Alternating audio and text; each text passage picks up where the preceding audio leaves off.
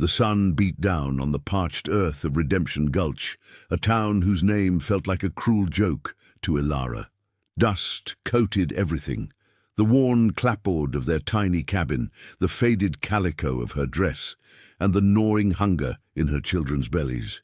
It had been 3 years since Silas, her husband, had been taken by the fever, leaving her with little more than 3 small souls to protect and a mountain of debt.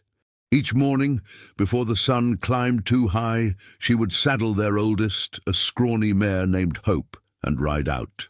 Not to seek riches, but to scavenge.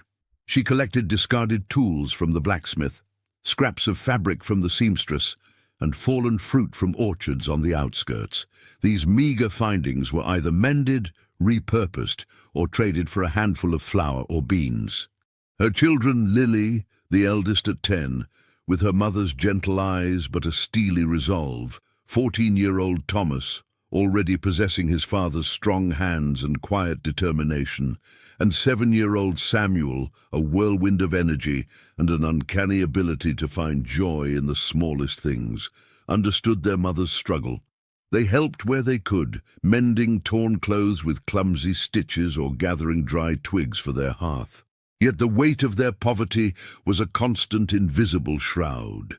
Ilara often found herself staring into the flickering firelight, her heart aching with a primal fear, the fear of failing them. The townspeople, themselves worn thin by the harsh realities of frontier life, offered pity but little assistance. Some saw her as a symbol of their own struggles, a grim reminder of what could happen when fortune turned its back. Others simply viewed her as a burden. One sweltering afternoon, while sifting through the refuse behind the saloon, Ilara found a small, tarnished silver locket. It was empty, but the intricate engraving hinted at a past of comfort, and perhaps even love. She tucked it away, a silent promise to herself that one day her children would know such things. As she turned to leave, a gruff voice boomed, "What do you think you're doing, woman?" Sheriff Brody, a man whose face was as weathered as the canyon surrounding Redemption Gulch, stood with his arms crossed, his gaze piercing. Ilara's heart pounded, but she met his eyes, her voice steady. "Just finding what I can, Sheriff. Nothing worth much." Brody grunted, his expression unreadable. He'd seen Ilara's plight, had even warned Silas about the dangers of the undeveloped land before he died. He knew she was no thief, just a desperate mother. He nodded curtly. "Be careful out there. Rattlesnakes are getting bold." Ilara offered a grateful nod and hurried back to her children, the locket a small, cold comfort in her pocket. The struggle was far from over, but for today they had survived. The days bled into weeks, each one a monotonous cycle of scavenging and making do. Ilara's hands, once soft, were now calloused and roughened by hard labor. Her back ached constantly, a testament to the physical toll of her existence. Yet a new, more potent worry began to stir within her. Thomas, her bright, capable son, was growing restless. He'd watched the cowboys riding into town, their spurs jingling, their hats tipped against the sun, and a longing would flicker in his eyes. He spoke less of helping his mother and more of seeing the world beyond Redemption Gulch. Ilara understood. He was a young man, full of vigor and dreams that their current life couldn't possibly fulfill. But the thought of him leaving, of her being even more alone, was a pain she couldn't bear. One evening, as she was mending Samuel's worn-out boots by lamplight, Thomas sat beside her, his brow furrowed. "Ma," he began, his voice hesitant, "I was thinking maybe I could find work at the mining camp, just for a while, send some money back." Ilara's heart sank. The mining camps were notorious for their danger, their lawlessness, and the way they consumed men, body, and soul. "Thomas, it's too dangerous," she pleaded, her voice trembling. "And you're needed here, with us." He reached out, his large hand covering hers. "I know, Ma, but I can't just watch you work yourself to death. I want to help, truly help." Lily, overhearing their hushed conversation, came to stand beside her mother, her small hand finding Ilara's other one. "We can all help more, Thomas," she said, her voice small but firm. "We don't need you to go away." The conflict raged within Thomas. He loved his mother and siblings fiercely, but the yearning for independence, for the chance to prove himself, was a powerful current. Just then, Mr. Abernathy, the town's general store owner and one of the few who showed Ilara a sliver of kindness, walked by their open door. He paused, his eyes crinkling at the corners. "Trouble, Ilara?" he asked, his voice gentle. Ilara explained Thomas's desire to seek work at the mines. Abernathy stroked his beard thoughtfully. "The mines are indeed a hard life, young man," he said, looking at Thomas. "But I've heard the foreman at the new Silver Creek mine is a fair man. He's looking for strong backs. If you're set on it, I could write you a letter of introduction. Might make things a bit safer." Ilara's heart ached, but she saw the determination in Thomas's eyes. The seed of hope, however fragile, had been planted. Perhaps, just perhaps, this path, fraught with peril, could lead to something better for them all. Thomas, armed with Mr. Abernathy's letter and a satchel packed with Ilara's meagre provisions, rode towards Silver Creek. The journey itself was a stark reminder of the vastness and indifference of the West. Rolling plains gave way to rugged hills, the landscape painted in shades of ochre and burnt sienna. He encountered dust storms that stung his eyes, and nights so cold his breath plumed in the starlight. The mining camp itself was a chaotic sprawl of tents and rough-hewn shacks, a raw, masculine energy pulsating through the air. The clang of pickaxes against rock was a constant, percussive soundtrack. Thomas presented Abernathy's letter to the foreman, a burly man named Silas Blackwood, whose face was etched with the harshness of the mines. Blackwood read the letter, then peered at Thomas, his eyes sharp and assessing. "Abernathy says you're strong and willing to work, boy. That's what we need. It's hard work, dangerous work. You get paid for what you dig. No pay for injuries, no pay for tears. Understand?" Thomas nodded, his throat tight. "Yes, sir." His first days were brutal. The work was backbreaking, his muscles screamed in protest, and the dust seemed to find its way into every pore. He shared a cramped bunk with 3 other men, their conversations often coarse and laced with dreams of striking it rich. But Thomas was different.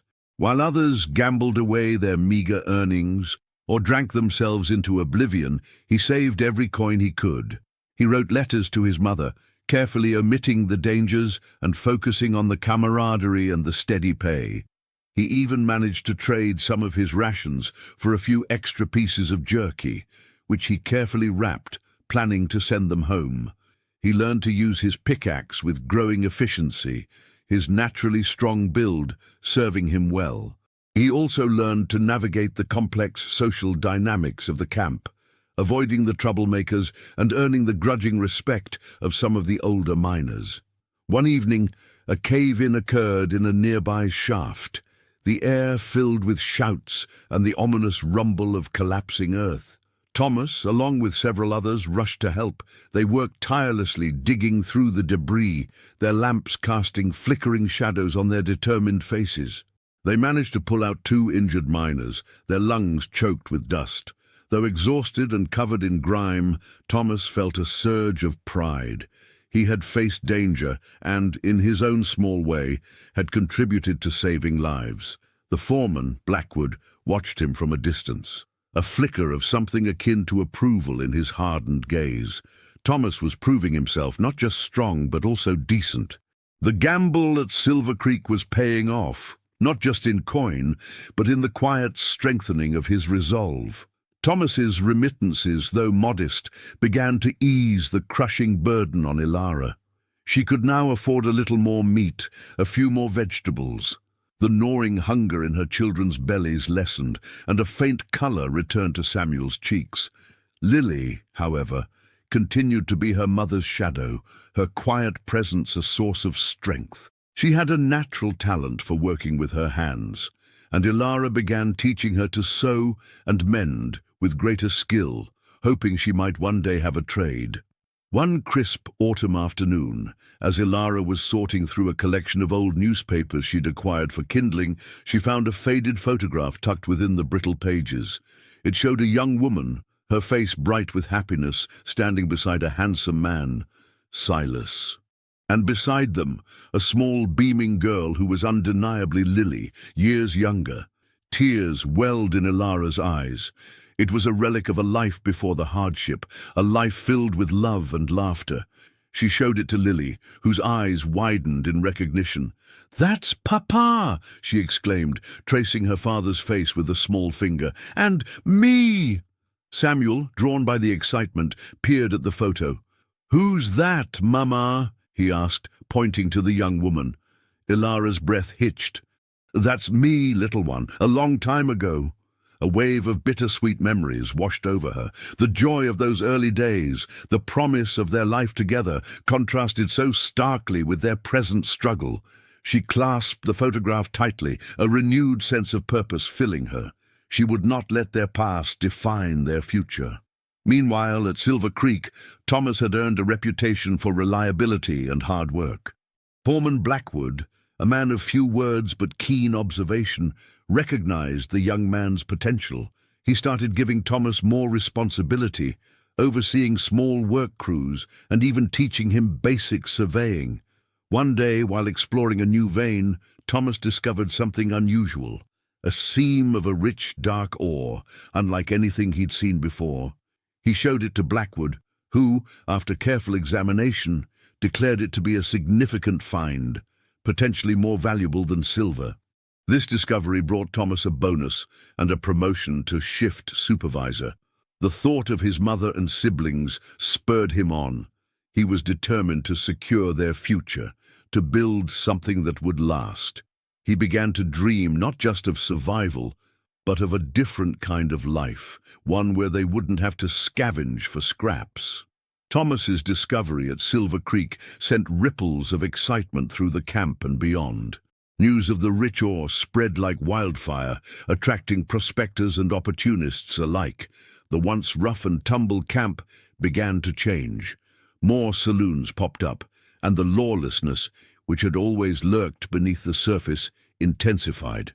Thomas, now in a position of some authority, found himself caught in the middle. He was responsible for his crew and for ensuring the mine's productivity, but he also saw the greed that was beginning to consume some of the men. He received veiled threats from a notorious gambler named Jedediah Stone, who wanted Thomas to look the other way, while his men explored the new vein on their own time. "Think of it, son," Stone had slurred, his breath reeking of whiskey. "A little bit for you, a lot for us. We'll make sure you're taken care of." Thomas, his jaw tight, refused. "I work for Mr. Blackwood. I don't steal from him, and I don't let anyone else steal either." Stone's eyes narrowed, and a cruel smile spread across his face. "You're a fool, boy. This place will chew you up and spit you out if you ain't careful." The threats escalated. Thomas's tools went missing, then reappeared damaged. One night his bunk was ransacked. He knew he was being targeted. He wrote to his mother, again downplaying the dangers, but the worry was a constant knot in his stomach. Back in Redemption Gulch, Ilara received the letters with a mixture of relief and apprehension. Thomas sounded so confident, so successful, yet she could sense an undercurrent of unease. She confided in Lily, showing her the tattered photograph again. "Your brother is doing good things, Lily," she said, her voice softer. "He's building a future for us, but I pray he's not facing too much hardship." Lily, with a wisdom beyond her years, replied, "Mama, Thomas is strong, and he has good in his heart. That's more important than any gold." Her words offered Ilara a measure of comfort, but the unspoken fears of a mother for her absent son remained. The shadow of greed was a growing threat, and Thomas was at its center. The tension at Silver Creek was palpable. Thomas, though wary, refused to be intimidated.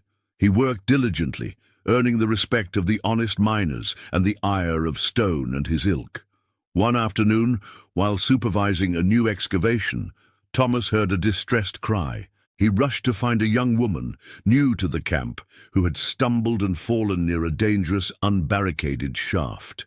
Her name was Clara, and she had come to Silver Creek with her ailing father, hoping the mining boom would provide them with the means to afford proper medical care. Thomas, without a second thought, scrambled down to help her.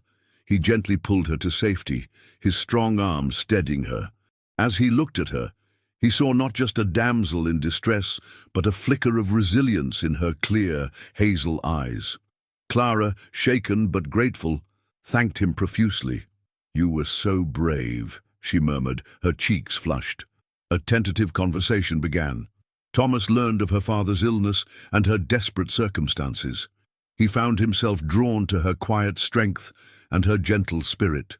He offered to help her find a safer place to stay and to see if he could find any work for her that didn't involve the dangerous mines. Clara, touched by his kindness, accepted. Over the next few weeks, they found themselves gravitating towards each other. Thomas would share his meager rations with her, and Clara would offer him a clean handkerchief and a kind word, a stark contrast to the rough talk of the mining camp. Their conversations, stolen moments amidst the chaos, revealed shared dreams of a life beyond the dust and the hardship. Thomas spoke of his family, of his mother's struggles, and Clara spoke of her father's fading health. A silent understanding grew between them, a connection forged in shared adversity. One evening, under a sky ablaze with stars, Thomas found himself walking Clara back to her small rented room. He hesitated at her door, a warmth spreading through him that had nothing to do with the desert heat.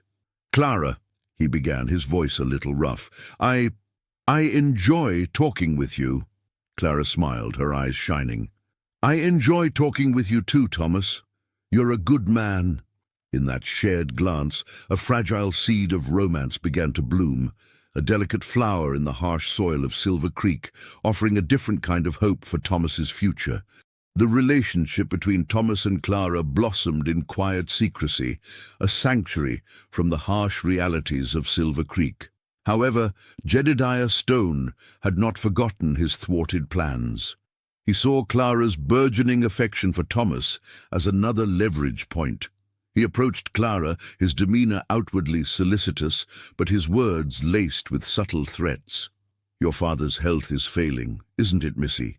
he purred, his eyes glinting. "A shame. Such a shame. It would be a real tragedy if something were to happen to him, or perhaps if that miner boy of yours were to get himself into some serious trouble." Clara, her heart pounding, refused to be cowed. "Leave me alone, Mr. Stone," she said, her voice trembling but firm. Stone merely smiled, a predatory gleam in his eyes. "Just offering advice, dear. Loyalty can be a dangerous thing in these parts." He began to make Thomas's life even more difficult.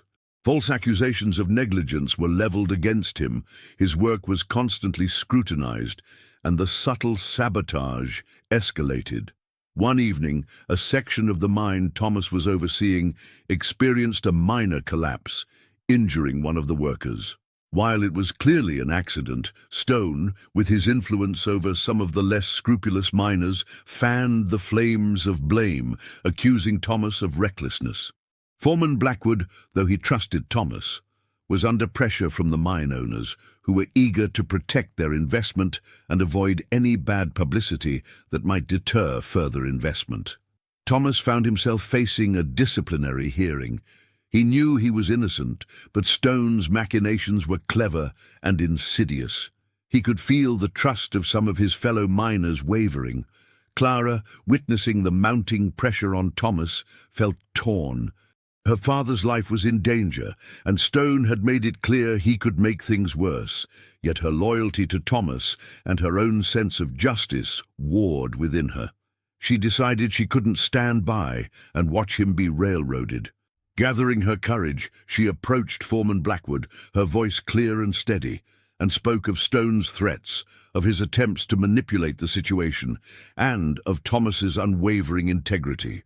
Her testimony, though met with skepticism by some, planted a seed of doubt in Blackwood's mind, giving Thomas a fighting chance.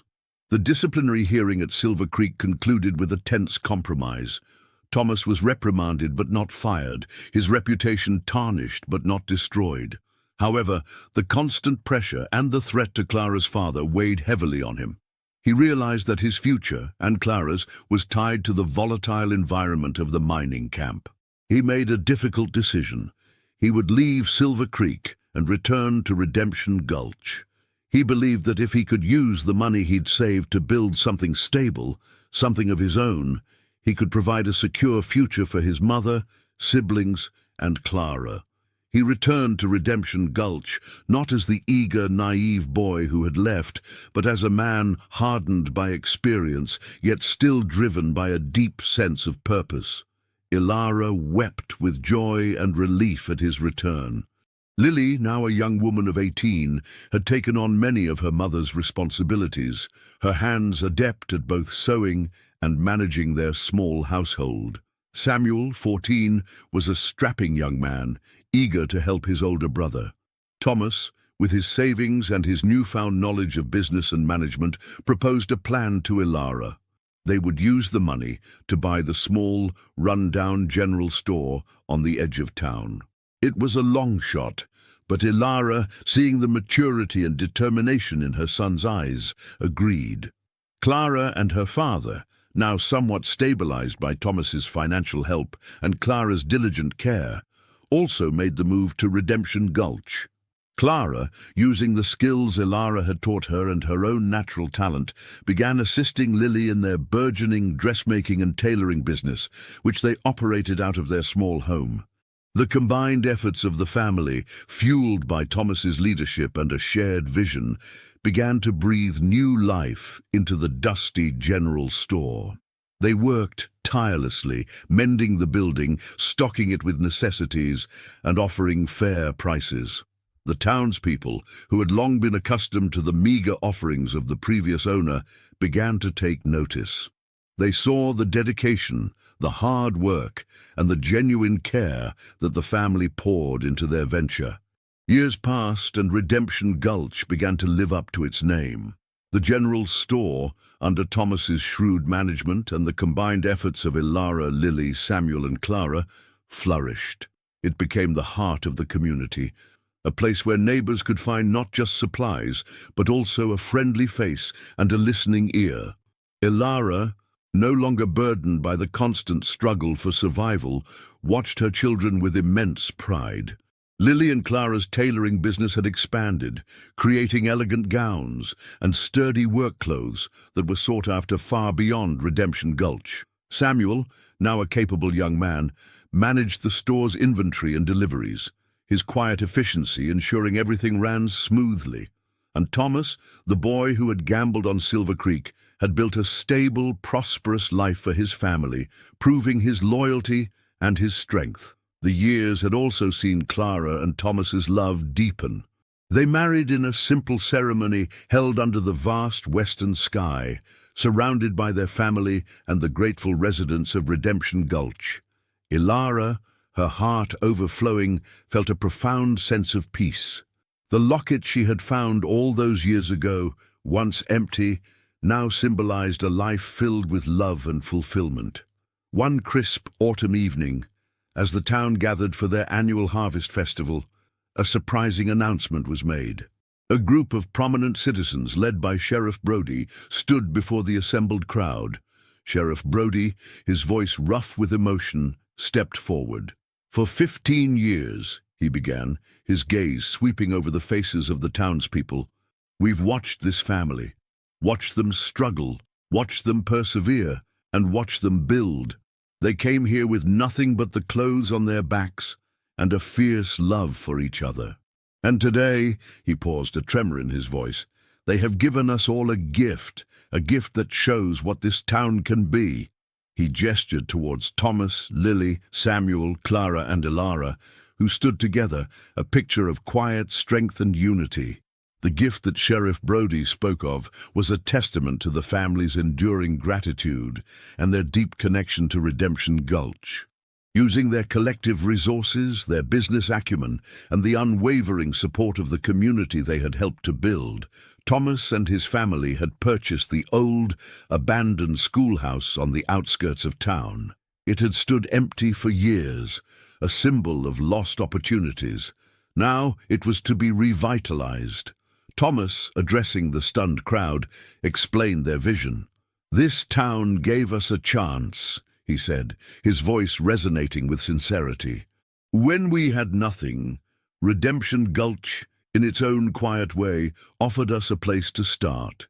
And now, as we have been blessed, we want to give back." The revitalized schoolhouse would become a community center, a place for learning, for gathering, and for nurturing the next generation. Lily and Clara, with their expertise, would offer classes in sewing, literacy, and even basic accounting, empowering others to build their own futures. Samuel would help establish a small lending library, stocking it with books he had carefully curated, and Ilara, her face radiant, would oversee a small kitchen, offering warm meals to those in need. The entire town was overcome with emotion. Tears streamed down faces that had long known only hardship. They saw not just a building, but a symbol of hope, a tangible representation of the kindness and resilience that had always existed within them, waiting to be awakened. The story of Ilara, the widow who raised her orphans by collecting scraps, and her children who, in turn, built a legacy of generosity and community, became the enduring legend of Redemption Gulch. The dust of their past had indeed given way to a magnificent bloom of gratitude, love, and a future built on the bedrock of human connection. The gift, in its profound generosity, had made the town weep, not tears of sorrow, but tears of overwhelming joy and a renewed belief in the power of a united community.